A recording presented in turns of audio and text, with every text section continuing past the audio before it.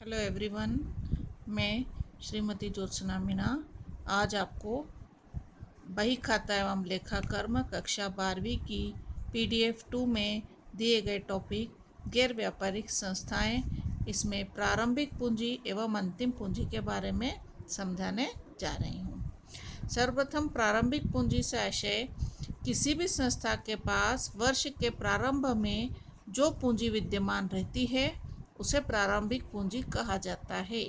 अर्थात किसी संस्था के पास वर्ष के प्रारंभ में सामान्यतः 1 जनवरी अथवा 1 अप्रैल को जो पूंजी है उस पूंजी की राशि को प्रारंभिक पूंजी कहा जाता है, क्योंकि वह वर्ष के प्रारंभ में संस्था के पास होती है। इसी प्रकार इसका विपरीत अंतिम पूंजी से आशय जब किसी संस्था के पास वर्ष के अंत में जो राशि पूंजी के रूप में बचती है उस राशि को अंतिम पूंजी कहा जाता है।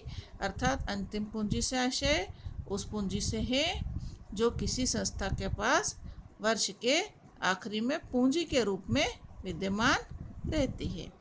आइए हम आपको एक उदाहरण और सूत्र के माध्यम से इसे समझाते हैं। यहाँ देखिए, इसकी गणना जैसे कि आप सभी जानते हैं कि हिंदी माध्यम हो या अंग्रेजी माध्यम, सवाल हमें अंग्रेजी में ही करना होते हैं। तो यहाँ पर भी प्रश्न को करके दिखाया जा रहा है। सर्वप्रथम इसका सूत्र है कैलकुलेशन प्रारंभिक पूंजी अर्थात opening capital. Opening capital equal to opening assets minus opening liability. प्रारंभिक पूंजी बराबर प्रारंभिक संपत्ति माइनस प्रारंभिक दायित्व। वर्ष के शुरू में जो संपत्ति है उसमें से शुरू के दायित्वों का योग यदि घटा दें तो हमें प्रारंभिक पूंजी प्राप्त होती है। यहाँ देखिए, 1 जनवरी को आपको कुल संपत्ति की राशि दी है 1,40,000 और इसी प्रकार कुल दायित्वों की राशि 1,10,000 दी है। तो प्रारंभिक पूंजी निकालने के लिए वर्ष के प्रारंभ की संपत्ति 1,40, इसमें से अंत के प्रारंभ के दायित्व 1,10 यदि हम घटा दें तो देखिए 1,40,000 माइनस दायित्व 1,10,000 यदि हम घटा देते हैं तो हमें राशि प्राप्त होती है 30,000 रुपये। तो यहाँ 30,000 रुपये हमारी अंतिम पूंजी होगी, ये हमारा उत्तर होगा। इसी प्रकार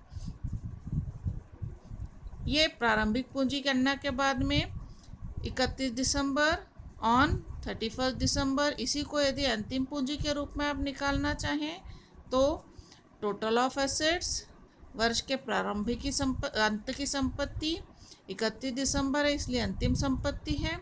इसी प्रकार टोटल ऑफ लायबिलिटीज़ वर्ष के अंत के दायित्व, ये दोनों हमको वर्ष के अंतिम दिन अर्थात 31 दिसंबर को दिए गए हैं। तो यहाँ देखिए क्लोजिंग कैपिटल अंतिम पूंजी इक्वल टू क्लोजिंग एसेट्स अंतिम संपत्ति माइनस क्लोजिंग लायबिलिटीज़ अर्थात अंतिम दायित्व। अंतिम संपत्ति हमें दी है 2,40,000, अंतिम दायित्व 2,05,000। तो यदि हम 2,40,000 में से 2,05,000 घटा देते हैं तो राशि बचती है